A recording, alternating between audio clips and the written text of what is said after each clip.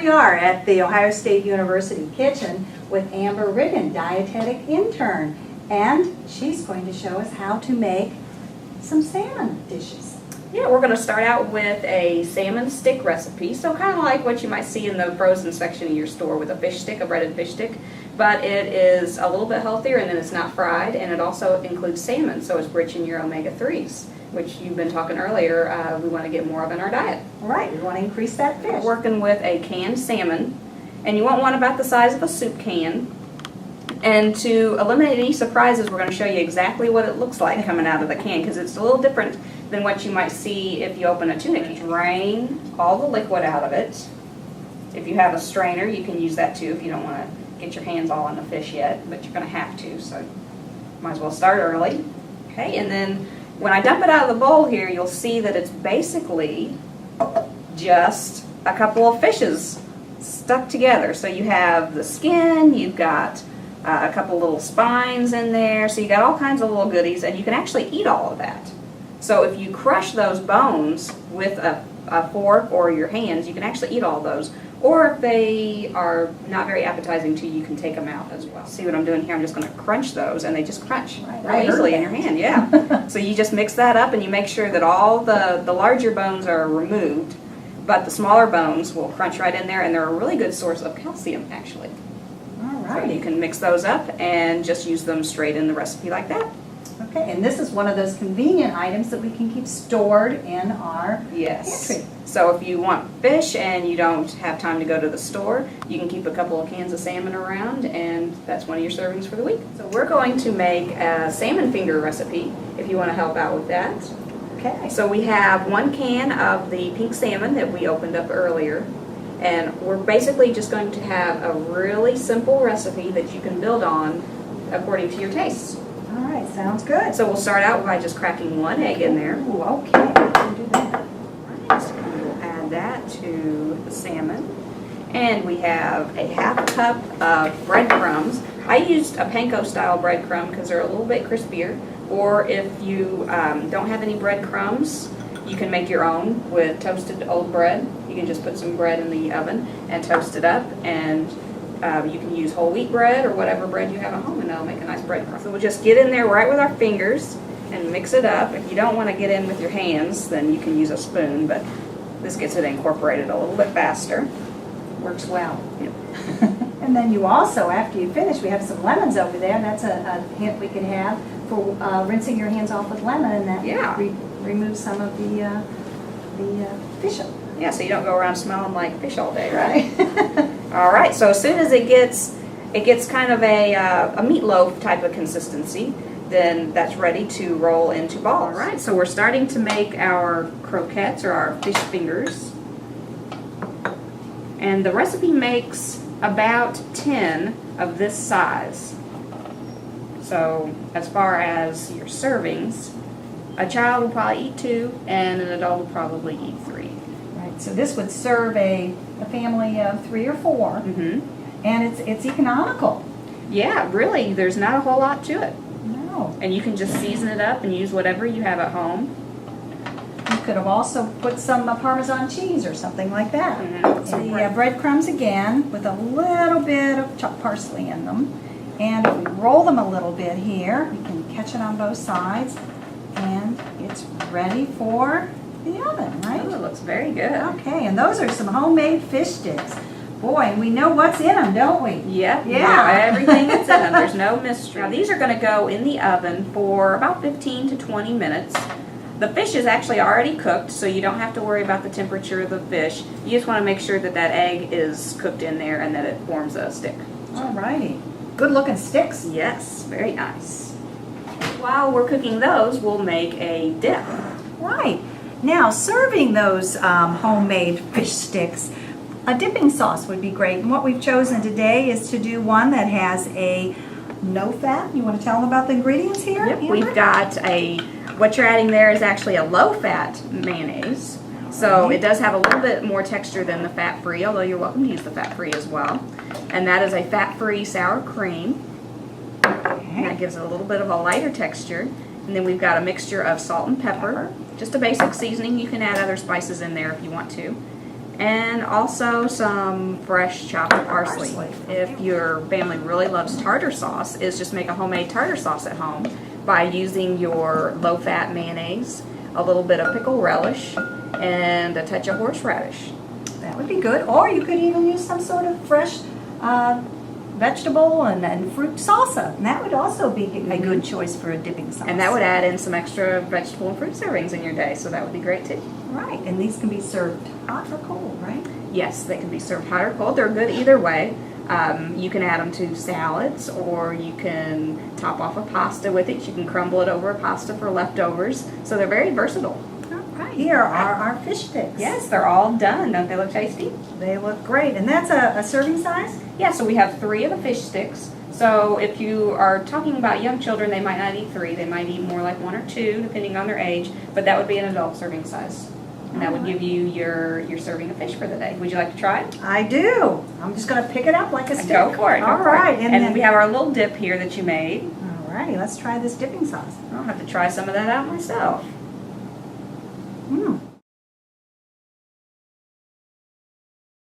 Tell us about this fish that you bought. Well, I bought that at the grocery store, actually, just today, and it came from the fish counter. So our frozen fish would be in a separate area than where you would get the fresh fillets, and there'll be somebody behind the counter there. So you had actually talked about how to buy fish from the fish counter. Right, and some of the ways, the questions you should ask. When you get to that fish counter, find the fishmonger or salesman and ask that person when did they put the fish in the case? When did it come to the store?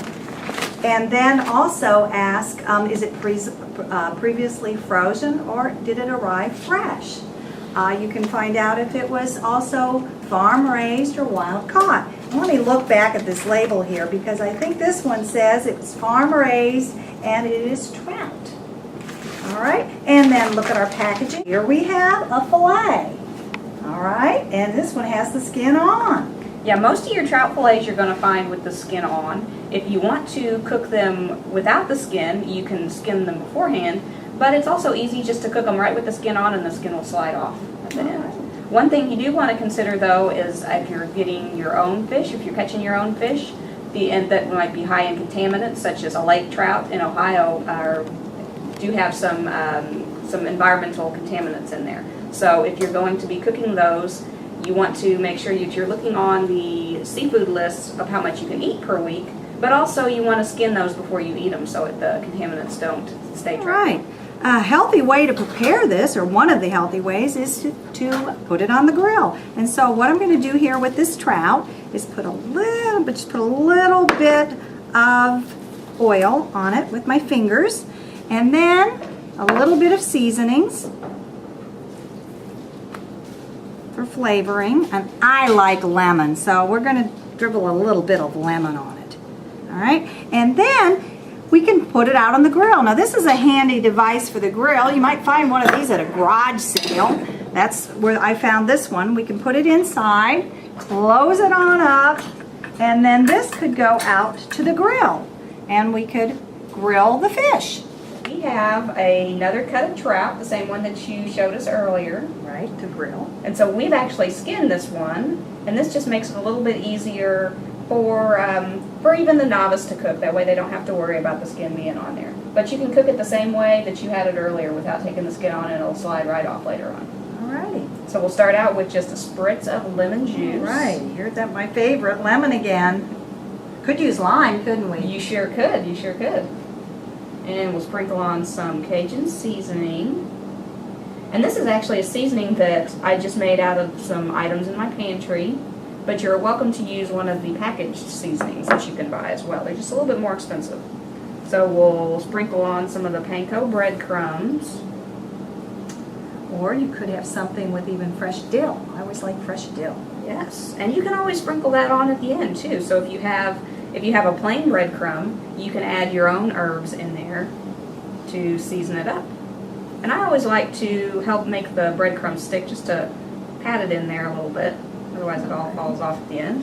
Okay. And then I'll have you flip that over. We're going Alright. to season both sides. Flip it over. Whoa, here we go. Wait, first the lemon. Now push them together a little bit. Okay, there we go. Oh, And sprinkle with some more of the Cajun seasoning. You can use a lemon pepper or even some kind of chili spice. Or a milder one. Or a milder one like a basil or an oregano. I like thyme, and I do like that. I like oregano too, fresh. And basil, of course. We'll go ahead and bring this right over here. And we have a medium-sized skillet that I put just a little bit of cooking spray in. You can also use just a tiny bit of oil, but you don't want to use very much. If you have a non-stick pan, you shouldn't need to use very much oil. And we'll just stick it right in there. And make sure your pan is preheated to a medium temperature, and we'll just cook it for about 3 or 4 minutes on each side. So I have been sauteing some red onions and green peppers for our trout, and to that I'm just going to add 1 diced up tomato. And this is a nice garnish for your trout, but also helps you get in an extra serving of vegetables. So this finished cooking up in the pan, so you can see that the breadcrumbs are toasted on top, but the fish is actually cooked through, and the way you can tell that is by trying to flake it. Let's see if we can tell here. Oh, look at it. It flakes very nicely. Okay. Very good. All right. And you'll have that with any kind of fish, so it could be a trout, a fatty fish like this that is a pinker in color, or it could be a white fish as well. So you'd be doing the same flake test for it. But a Parmesan cheese. Ooh, we're going to put some right against the fish. And that will help it melt in there. Right. So you can have our vegetable mixture that we just sprinkle right on top. Give it some color. Hey, that looks great. And what else would we serve this with? Well, you can add a rice or as a side dish, or also a nice salad, some bread. Really just about anything will taste good. Alrighty. Now, a serving size. What would be a serving size here to get our 4 ounces? Well, believe it or not, this is actually 2 4-ounce servings of fish, because the fish servings you get at the behind the counter tend to be pretty large. So when I purchased the fish, I got 2 fillets, and they were each about a ½ pound.